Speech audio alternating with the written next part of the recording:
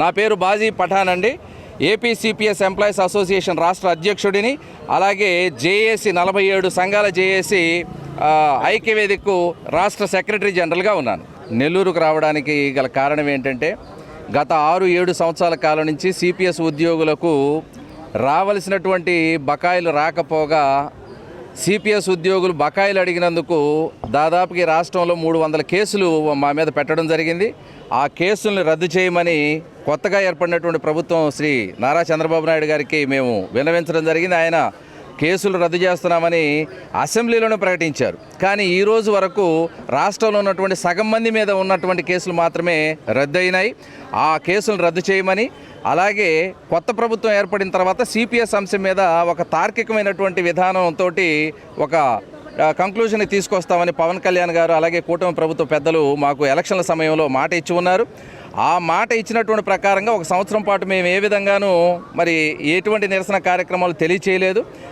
అయితే ఇప్పుడు సంవత్సరం పూర్తవుతున్నటువంటి సందర్భంగా కనీసం సిపిఎస్ అనేటువంటి విధానాన్ని సమీక్షించడానికి ఒక్క అడుగు కూడా వేయకుండా ఈ ప్రభుత్వము మీనమేషాలు లెక్కిస్తున్నటువంటి సందర్భంలో వాళ్ళు ఇచ్చినటువంటి మాటను వారికి గుర్తు చేయడం కోసం, అలాగే సిపిఎస్ ఉద్యోగస్తులపై ఉన్నటువంటి కేసులు ఎత్తివేయడం కోసం, అలాగే దాదాపుగా ఒక ఉద్యోగస్తుడికి రాష్ట్రంలో 3,50,000 మంది ఉద్యోగస్తులు ఉన్నాం.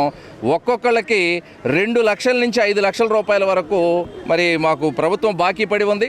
అన్ని వర్గాల వారికి మంచి చేస్తూ ఉన్నటువంటి ప్రభుత్వం ఎందుకు ఉద్యోగ ఉపాధ్యాయ వర్గాన్ని చులకనగా చేస్తూ 2వ తరగతి పౌరులుగా మమ్మల్ని చూస్తూ ఉన్నారు? మాకు అర్థం కావట్లేదు. కాబట్టి సిపిఎస్ ఉద్యోగుల చైతన్య యాత్ర అనే ఒకదాన్ని ఏర్పాటు చేయడం జరిగింది. దాంట్లో భాగంగానే రాయలసీమ 8 జిల్లాల్లో మే 5వ తారీఖు వరకు, 1వ తారీఖు నుంచి 5వ తారీఖు వరకు 8 జిల్లాలు కంప్లీట్ చేశాం.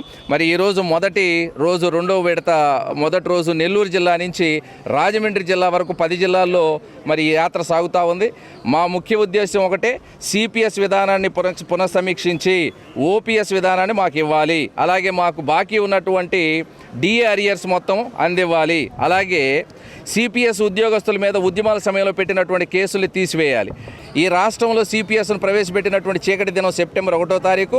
దాన్ని మేము బ్లాక్ డేగా ప్రతి సంవత్సరం జరుపుకుంటూ ఉంటాం. ఈ బ్లాక్ డే 2025 సెప్టెంబర్ 1వ తారీఖున మాత్రం గుంటూరు నగరం నుంచి విజయవాడ నగరం వరకు లక్షలాది మందితోటి మేము పెన్షన్ మార్చి నిర్వహించడం కోసం సమాయత్తమవుతామని చెప్పేసి ప్రభుత్వ పెద్దలకు తెలియజేస్తూ ఉన్నాం. మమ్మల్ని అంతవరకు లాగవద్దని, మా సహనాన్ని పరీక్షించవద్దని, మా జీవితాలతో ఆడుకోవద్దని చెప్పేసి పెద్దలకు మరీ విన్నవించుకుంటూ తెలియజేస్తూ ఉన్నాం.